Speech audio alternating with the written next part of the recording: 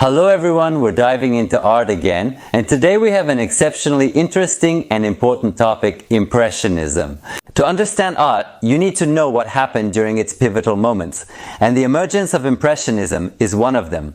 This is perhaps the most important and powerful revolution in the history of art. And the main question we need to answer is, why did Impressionism only emerge at the end of the 19th century? Art has existed for centuries. Did artists really not experiment before? Why was it only the Impressionists who managed to make such a powerful revolution at the end of the 19th century?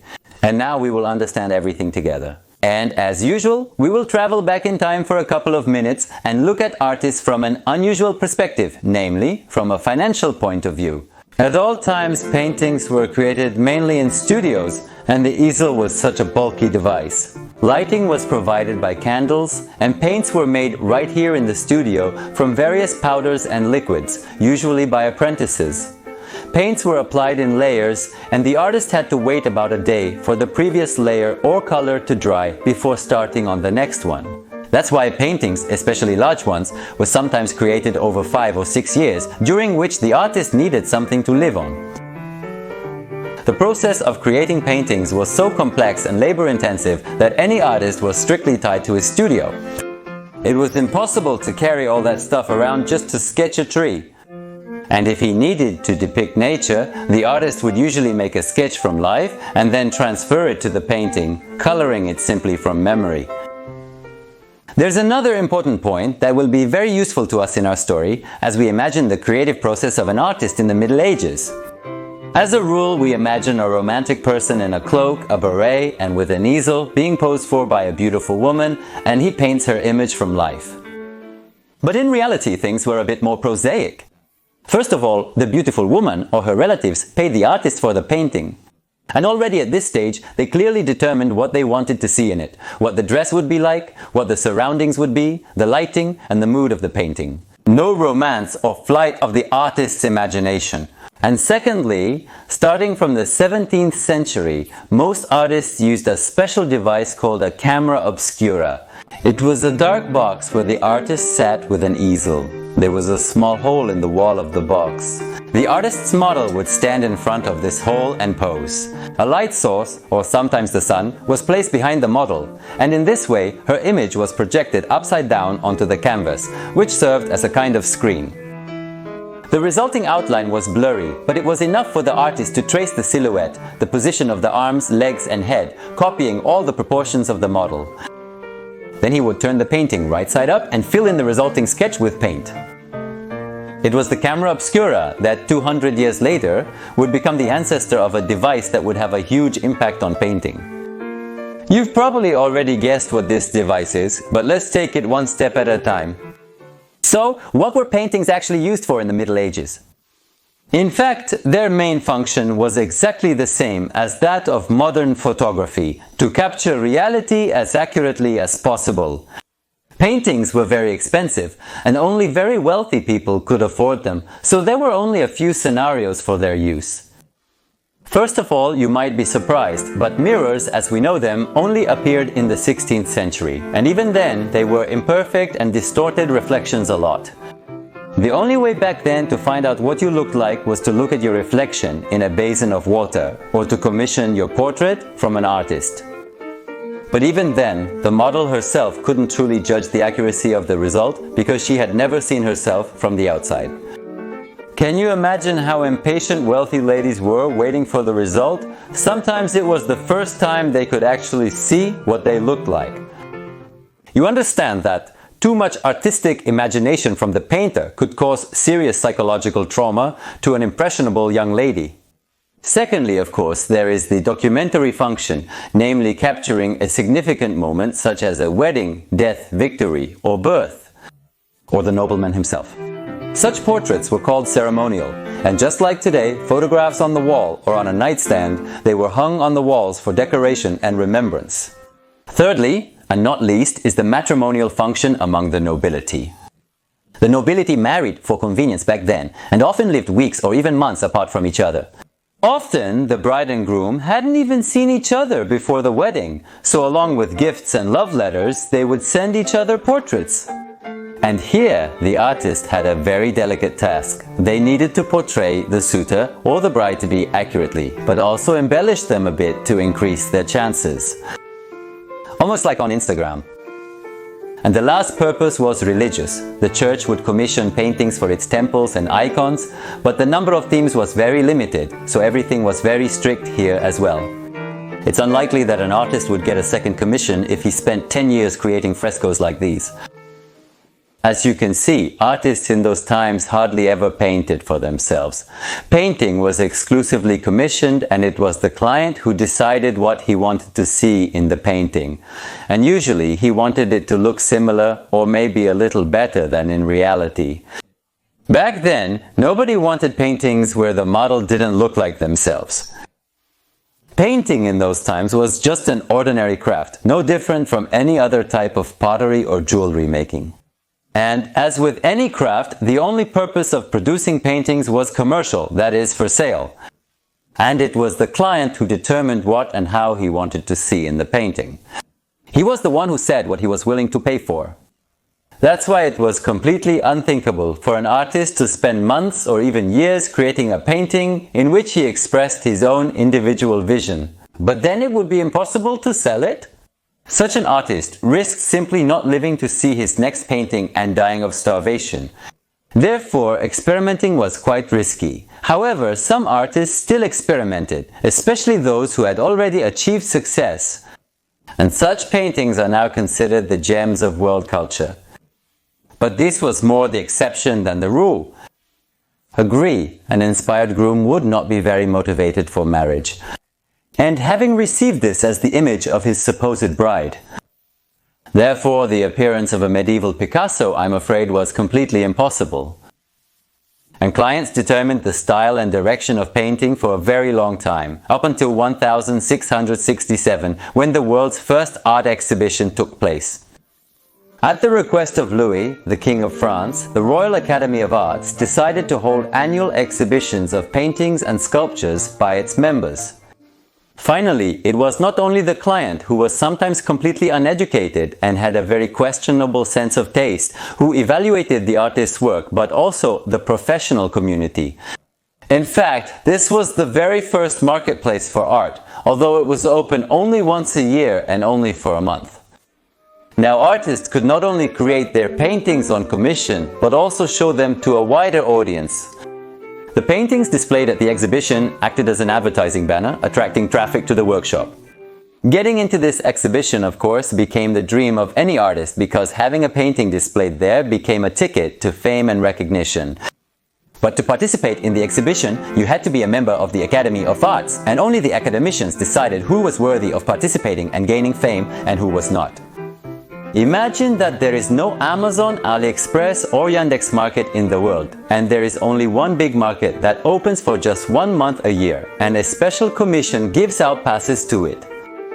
Can you imagine how much influence that commission would have?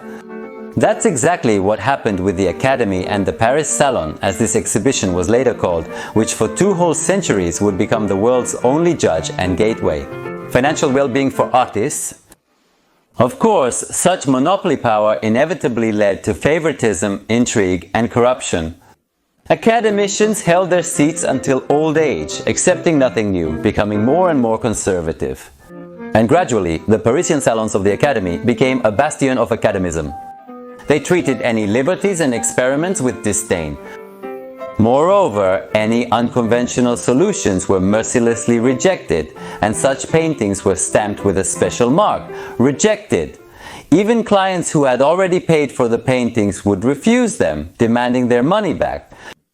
It is quite likely that over these 200 years, the Academy rejected and destroyed hundreds of works by Monet, Picasso and Renoir, about which we will never know. And for another 300 years, poor artists had no choice but to strictly follow the laws of academism. Moreover, the situation became even worse. Now, in addition to pleasing the client, artists also had to please the Academy. That's not an easy task, let me tell you. How could anyone even think about experimenting in such conditions? But 200 years later, at the beginning of the 19th century, the Industrial Revolution began, changing the world beyond recognition. including the conservative world of art, although it resists until the very end. As you will soon see, the Industrial Revolution brings with it a huge number of innovations, opening up completely incredible, previously unknown perspectives for painting. And, as is usually the case in such situations, some people reject these innovations and try to ban them, while others enthusiastically begin to use them, trying to change the world around them. Naturally, a confrontation arises between the first group and the second. You've probably already realized that I'm talking about the academics and the Impressionists, but of course, at this point, no one is calling them Impressionists yet. They're just a bunch of young experimental artists who will soon enter into a fierce struggle with academicism and go down in history. Like the seven greats, Claude Monet, Edgar Degas, Alfred Sesley, Camille Pissarro, Edouard Manet, Bertha Morisot, and Auguste Renoir. It was these artists who in a decade critics would mockingly call Impressionists, and 100 years later their paintings would sell for hundreds of millions of dollars. But for now, they're just a bunch of poor but fantastically talented, rebellious painters. Our future Impressionists try year after year to get into the Paris Salon, and time after time, the academicians reject their works. For the academicians, all these new trends and experiments are nothing but an affront to the sacred, as well as tastelessness and lack of talent. But what exactly did the Impressionists come up with? Why did their ideas seem so unacceptable to the Academy? And why did they end up making a revolution in the art world, changing it forever? Now I'll tell you the most important thing you need to know about Impressionism. Once you learn this, I hope you won't be able to resist going to a museum to look at Impressionist paintings with new eyes. So, 3 things that made the phenomenon of Impressionism possible. First, new subjects. As you remember, artists throughout history were very strictly tied to their studios. And in order to paint a picture, they recreated its subject right in the studio and then copied it or painted it from memory.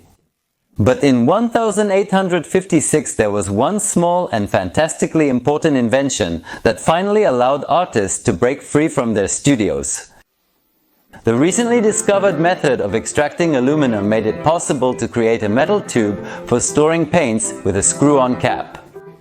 That very ordinary tube that you and I have seen so many times in our lives.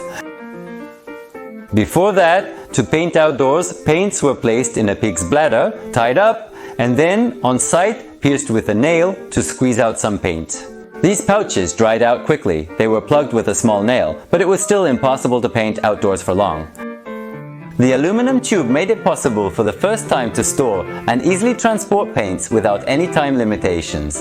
In addition to mobility, there was no longer any need to achieve complex shades by carefully mixing them on the palette. Another invention soon appeared, a portable folding easel in the form of a suitcase. Claude Monet even came up with his own version of such a device. He created a special stable easel that could even be set up in a boat. This way, the artist was able to paint many views of the Seine right from the water. And finally, artists, having gained the opportunity to paint directly in nature, rushed to paint from life. This was called painting en plein air, or in the open air. Such unprecedented mobility gave rise to a new genre of everyday scenes in nature. Academic painting never considered it possible to spend resources on sketching people engaged in ordinary everyday activities. But for the Impressionists, these new possibilities are simply enchanting. For the first time in the history of art, artists bring to the forefront not the content of the painting or its resemblance to reality, but the technique of execution and the immediate emotion that the painting evokes. And from this comes the second very important discovery of the Impressionists. They developed a new technique.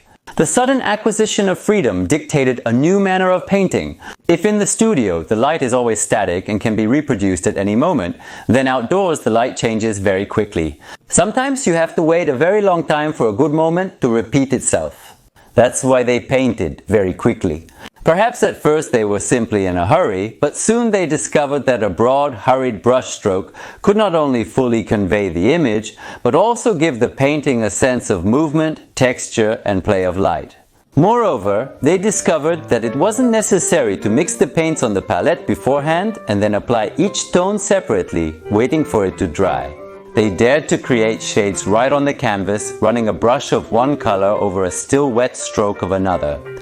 Fresh paints were mixed with the movement of the brush, creating powerful, unique color transitions. It was a completely new technique, but it only became possible thanks to another small invention. And once again, aluminum comes into play. Specifically, a flat brush with an aluminum ferrule appeared. Before that, round brushes were simply tied with threads. The new flat brush was equipped with stiff pig bristles, creating a tool with amazing properties. The stiffer bristles made it possible not to dilute the paints to a liquid, but to leave them with a creamy consistency. And this made it possible to apply large, voluminous brushstrokes, spreading them across the canvas and giving the painting texture, literally constructing the landscape of the painting. The soft squirrel hairbrush, which had previously been the main tool, simply wasn't able to work with thick mixtures. Moreover, the flat shape of the brush made it possible to change the thickness of the stroke simply by changing the direction of the brush movement. And this is perhaps the most important and distinctive feature of Impressionism. The paintings of the Impressionists are like a mosaic, created from individual colored particles, brushstrokes of different shapes, directions, and colors. Each Impressionist artist has his own distinctive brushstroke, his own little invention that makes his paintings unique. And now I'll tell you how to look at Impressionist paintings in order to see their magic. First, step back far enough so that the brushstrokes become almost invisible and the image comes together as a whole. Admire the play of color in the shadows and observe the recognizable objects. Now get as close as possible, just don't press your nose against the painting or the alarm will go off. And take a closer look at the individual brushstrokes. You'll be surprised to find that up close, something that looked like a stone or a person from afar is just a collection of strokes. Sometimes it's just a couple of blotches, applied seemingly very carelessly, almost by accident. But in fact, it's the direction, size and color of each brushstroke that create what looks like a tree or a person from a distance. There are thousands of such brushstrokes in a painting, and each one is a small, carefully considered creation.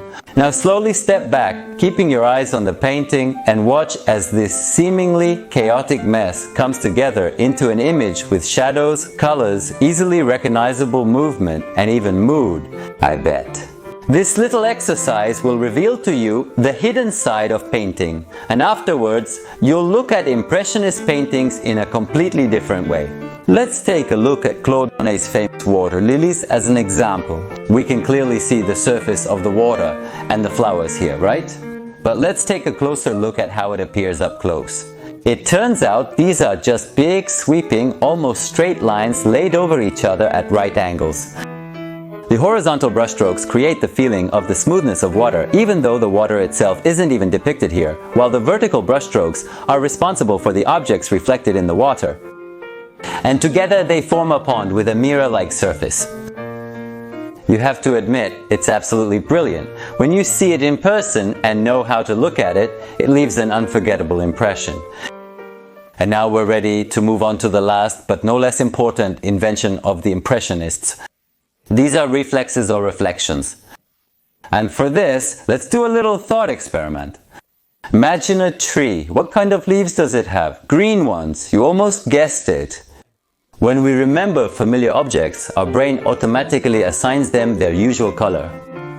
That's exactly how academic classical artists who, as you remember, painted trees from memory in their studios usually depicted foliage with all shades of green. But here's the thing. If we see a tree at sunset, at night, or early in the morning, the foliage will actually be colored completely differently. The morning light will add blue hues to it, the sunset sun will color the foliage crimson, and at night it will be almost black. The thing is, any object is never colored in its pure color. It always takes on a bit of the hue from the light source or from nearby objects. But it's very hard to notice this. Our brain always automatically cleans the color from impurities, especially when we remember an object instead of seeing it in person. The Impressionists, of course, weren't the first to notice this effect, but they were the ones who made colored reflections a rule. Later, they even abandoned black pigment in shadows altogether. As an example, I'll mention Claude Monet again, an amazingly perceptive colorist and, I admit, one of my favorite artists. Monet was literally enchanted by nature, its colors, its palette, and its ever-changing character. He devoted his entire life to honing his artistic vision and experimenting with light and shadow. He has several series of paintings that clearly demonstrate his fascination with the changing colors of objects. Rouen Cathedral, Haystacks and Poplars. The light during the day changes so quickly that the same lighting lasts no more than an hour. And Monet came up with a unique approach that no artist had used before. He would take 9 to 12 easels with him at once and arrive early in the morning. Each easel corresponded to a specific time of day. When that time ended, he would move on to the next canvas. In this way, he painted an entire series of 12 paintings at the same time. That's exactly how he created his famous poplars. Look, this is a great example of what the Impressionists discovered and were fascinated by when they finally got the opportunity to paint from life right out in nature. And here is the Rouen Cathedral at different times of the day.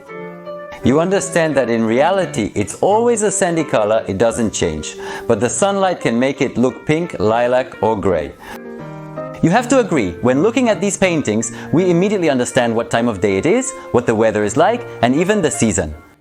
All these discoveries and findings dramatically influenced artists. But there was another discovery that became a real shock and an endless source of inspiration for many artists, especially those specializing in depicting moving objects, in our case, people. And of course, I'm talking about the camera obscura photograph.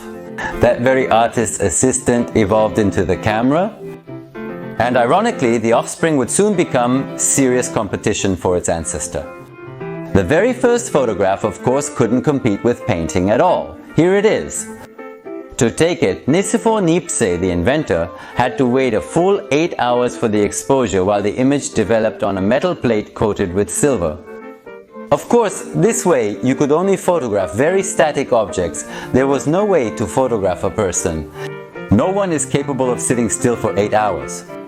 And by 1850, the exposure time was reduced to a second, and photography became a super fashionable and widespread phenomenon. In just the year 1849 alone, 500,000 plates for negatives, the prototypes of photographic paper, were sold in Paris. At first, photographs completely copied the subjects and poses of classical paintings, imitating painting, but gradually the speed, low cost and unique mobility opened up opportunities for photography that had never before been available to any other form of art. But most importantly, since they were not limited in resources and mobility like painters, photographers passionately experimented with the subject, light, form and mood of their photographs. No academy restricted them. There were no rules for photography yet, and photographers, sometimes completely lacking in artistic education, gave free rein to their imagination and creativity, photographing subjects and places that until recently were absolutely unthinkable to capture. Looking at such lively and bold, even if black and white photographs, any true artist would color them in his mind with his own paints, while at the same time absorbing new subjects and approaches. Alongside painting constrained by academicism, a new visual medium emerges and becomes phenomenally popular at a rapid pace. It develops so quickly that by 1863 photography is already recognized as a new form of art. But let's figure out how photography influenced artists. On the one hand, it's certainly competition. Suddenly, a technical visual tool appeared and matured, which captured the surrounding world hundreds of times faster, more accessible, and most importantly, more accurately. Why pay huge amounts of money and wait several months to get a result that isn't always accurate, when here, for a reasonable price and in just a couple of days, you can get an image that's 100% identical to the original? The documentary and commemorative functions, which, as you know, used to be the main ones for painting, are gradually being taken over by photography. On the other hand, for some artists, photography becomes a source of inspiration and a real discovery. With the help of photography, many of them were able to see life for the first time. In the moment of stopped motion, artists of all times tried to capture and convey movement, but acted on intuition. Sometimes, after hours of watching, for example, how a horse gallops, suddenly there is an opportunity to see frame by frame all the poses of a horse's gallop. Can you imagine what a powerful impact this has on artists? They drew their new subjects from photography, as if from random scenes glimpsed on the street. No posing or frozen stances, instant, fleeting moments are what captivate them most of all. Edgar Degas was especially fascinated by photography. He even had his own photo studio. He was the first to create paintings in the style of a photographic frame, sometimes simply cropping some of the models, creating the impression that the painting was made in an instant. No one had ever done anything like that before him. It's quite possible that Degas was the very first artist who would first take a photograph and then draw from the photo. Most artists do it that way now. The camera has reliably replaced the camera obscura for them. And now it's easy for us to make the most important conclusion, which follows from everything I've told you so far. New dynamic subjects, ready-made colors, new fast painting techniques, unique and previously unknown mobility all lead to one very significant change. The time needed to create a single painting is reduced many times over. For comparison, Michelangelo created only 182 works in his entire life, while Durand-Ruel created 1,400 works in his lifetime, almost 10 times more. Guess how many paintings Picasso created? Picasso made 20,000. Picasso's productivity turned out to be more than 100 times higher than Michelangelo's. In other words, the cost of creating a painting is reduced by hundreds of times. And for the first time in history, it becomes not so risky for an artist to experiment and paint a picture the way he sees it himself, without risking starving to death because the client or the academy might not accept it.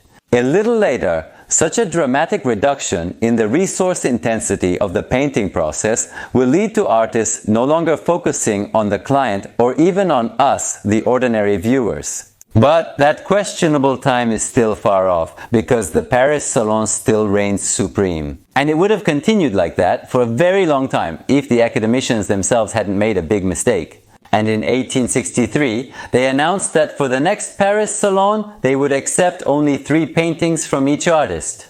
And as many as 3,000 paintings out of the 5,000 submitted to the exhibition received that very same terrible black mark. This was the last straw and caused a huge scandal and a flood of complaints about the despotism and injustice of the Academy. The complaints even reached Napoleon, who ruled France at the time, and the emperor visited the salon. There he discovers that the rejected paintings are sometimes no worse than those that were selected for the salon. And then he orders a separate salon to be organized for these paintings, which immediately receives the name Salon of the Rejected. Our young experimental artists, who were consistently rejected by the official salon, finally get the opportunity to show their paintings to the general public. After 200 years, the monopoly of the Paris Salon is broken. Meanwhile, after its appearance, the Salon of the Rejected attracted much more interest than the official salon. At last, something new appeared in the world of art. The media and the public were intrigued. Newspapers devoted extensive articles to the rejected painters. And there was even a joke circulating in the press that artists exhibited in the official salon hoped to be rejected by the jury next year. To attract attention, the exhibition of the Salon of the Rejected was accompanied by a lot of scandals. The public, although showing keen interest, regarded such paintings rather with caution. It's like going to gawk at an exotic animal like a porcupine. Everyone wants to take a look, but it's unlikely anyone would take something like that home. There was a huge scandal with the painting Luncheon on the Grass by Edouard Manet. The painting caused an unprecedented scandal. Never before had paintings shown female nudity so naturally, without a mythical aura so openly. Not a Greek goddess, not a naiad, but an ordinary woman sitting on the grass and surrounded by clothed men. She must be a prostitute. The public is outraged. How can such high art stoop to such a lowly creature as a prostitute? But even more than the plot and the obvious erotic undertone of the painting, what outraged the puritanical public of the 19th century was that Edouard Manet did not give in. And after all the criticism, the following year he presented another outrageous painting at the exhibition. It was the famous Olympia, a masterpiece of world painting which was recently, by the way, brought to the Pushkin Museum in Moscow. And of course, the critics ridiculed the painting, but it caused real outrage among the public. This outrageous blasphemer, who had clearly embarked on a path of lust and depravity, needed to be put in his place, the press said. Where is the world coming to? Ordinary people gathered around the painting, shaking their umbrellas and canes. The exhibition administration even had to post a guard by the painting, but even that didn't help. And then they hung it so high that the outraged visitors simply couldn't reach it. Never before had a painting displayed in the salon caused such hatred. People Monet knew turned away from him, and the newspapers attacked him. This is a female gorilla made of rubber. Art that has fallen so low is not even worthy of condemnation, wrote the Parisian press about Olympia. And this happened with almost all the paintings of our 7 great artists. The public came, made sarcastic remarks, but bought nothing. In general, the Salon of the Rejected, although it was well known, did not bring financial success to our artists. And after several years of chronic failures, they began to think about creating their own exhibition.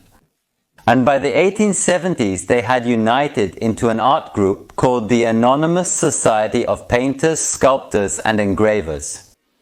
And in 1874, the very famous exhibition took place, which would give rise to the very name of Impressionism. The exhibition was symbolically opened in the studio of the photographer Nodar, a great friend of our artists, on the Boulevard des Capucines. Yes, in that very one. In addition to our 7 great artists, 27 more artists took part in the exhibition, presenting a total of 165 works.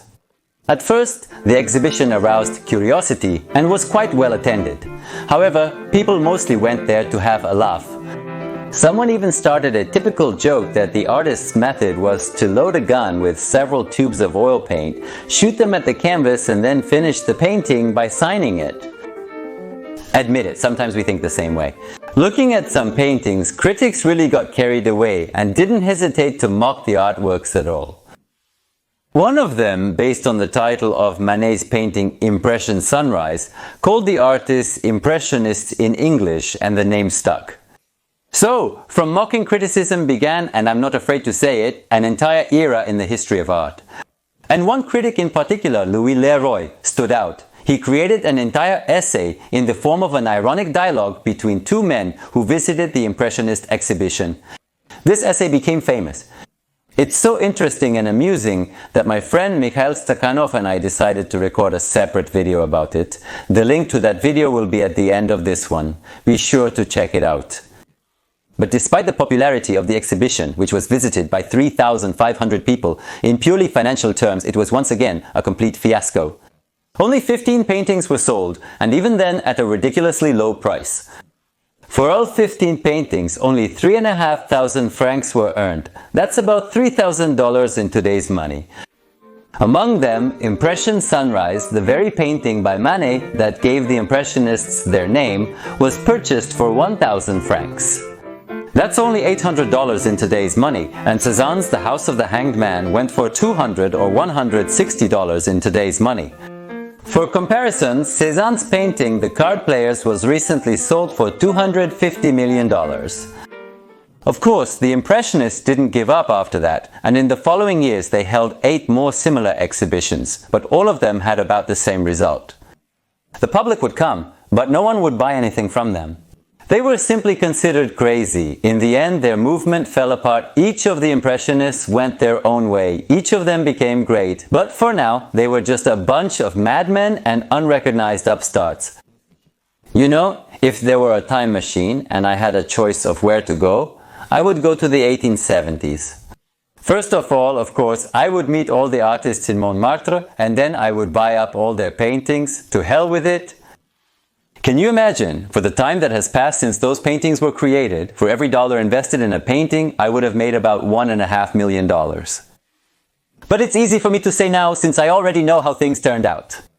However, even back then, there was a person who was insightful and far-sighted enough to see the potential in a group of rebellious artists and offer them a helping hand. And now I'll tell you the part of the story that art historians don't like to mention. And I'll pay tribute to the person without whom the Impressionists wouldn't have succeeded. Without his help, we wouldn't have survived. That's what the great Claude Monet said about him. His name was Paul Durand-Ruel. He owned an art supply shop. The Impressionists were so poor that sometimes they simply couldn't pay for paint, and then the shopkeeper accepted paintings as payment. He truly sympathized with the Impressionists and believed that they were creating real art. So, for several years he supported the artists, accumulating and storing paintings that nobody needed at the time. Later, he even started lending money to the artists because they needed something to live on. Of course, from time to time he tried to sell the accumulated goods, but the paintings rejected by the Academy and ridiculed by critics did not sell very well. Paul Durand-Ruel bought works by Monet, Pissarro and Renoir, still trying to somehow sell the goods.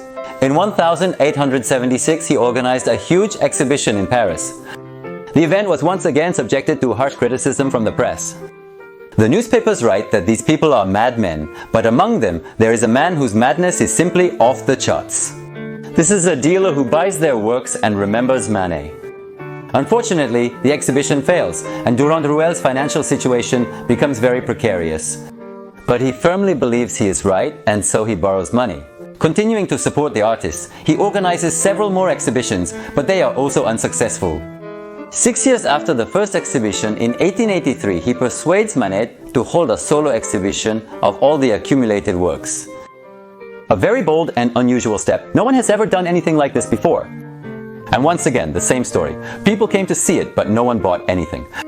Durand-Ruel is on the verge of bankruptcy, but he keeps persevering for another 12 years. Until finally, in 1886, he is invited to an exhibition in the United States. And this becomes the beginning of his success. For Americans, everything produced in old Europe is a symbol of quality. Besides, there was no academy there. Its influence did not spread across the ocean, and buyers were neither intimidated nor blinded by academicism. Finally, after so many years of attempts and failures, the exhibition is held with great success. And only this saves Durand-Ruel from complete bankruptcy. Without the help of America, I would have been lost, he recalls. Americans didn't criticize, they just bought. After the exhibition, Durand-Ruel made a lot of contacts and became the official agent of American art lovers in Europe. Thus, Durand-Ruel became the first art agent in the world, the first marchand as they were called back then. Sales finally started to go up. Durand-Ruel paid off all his debts and started selling paintings. Profoundly, gratitude for his faith and efforts. Monet, Pissarro and Renoir worked with him exclusively until the end of their lives. A few years later, he began to control the innovative art market, which academics still regarded with disdain. At last the Impressionists have triumphed, he wrote. My obsession turned out to be a wise decision. The collector begins to buy paintings by these artists as well as works by their contemporaries. Over the next 50 years, he will buy more than 1,000 works by Monet, more than 800 by Pissarro, 1,500 by Renoir, and hundreds by Degas and Sisley. In total, he will buy more than 4,000 paintings, each of which is now worth between $50 and $100 million. Without realizing it at all, he is amassing a fortune equal to $40 billion in today's money. Durand-Ruel organizes exhibitions in London and America. So, the world is finally beginning to accept Impressionism. It took them a whole 30 years to do that. Can you imagine, our Impressionists started their journey in their 20s and only gained recognition when they were already 40 or 50 years old. They spent their entire adult lives working toward their goal and finally achieved what they wanted. In 1896, only 22 years after the first exhibition, a very important event happened in terms of the recognition of Impressionism, the first purchase of an Impressionist painting by a museum. The National Gallery of Berlin buys the Mill at Pontoise Field by Cézanne.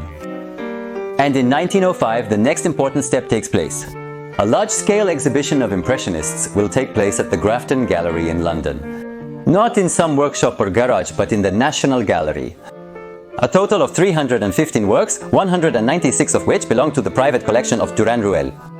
And even though only 15 paintings were sold and all the buyers were foreigners, it was still a huge victory. Ironically, French museums were still avoiding the Impressionists. If you go to the Musée d'Orsay in Paris today, probably a quarter of its collection is dedicated to Impressionism. But 100 years ago, France, the birthplace of the Impressionists, remained the last country that did not recognize the new movement. It can't be said that Durand-Ruel was the founder of Impressionism. Without the talent of the artist, he wouldn't have succeeded. But we have to admit that without him, we might now be talking about completely different paintings and completely different artists. Undoubtedly, the Impressionists were true geniuses and revolutionaries. But without the financial genius, the foresight, and the faith of Durand-Ruel, they wouldn't have succeeded. Jean Renoir, the son of Renoir, wrote, "The system was already taking effect, and it was Paul Durand-Ruel who was destined to breathe creative forces into it, the existence of which no one even suspected." He became the inventor of a new profession. His commercial genius, combined with the creative genius of the artists, gave Paris an artistic brilliance unmatched since the Italian Renaissance. Well, as you can see, even such a complex topic as Impressionism can be very interesting. Subscribe to my channel, the button is right here on the right, just one click away. We still have a lot to talk about. It's just as interesting, like this video, and next time we'll talk about the emergence of photography. And thank you for watching until the end. Goodbye everyone.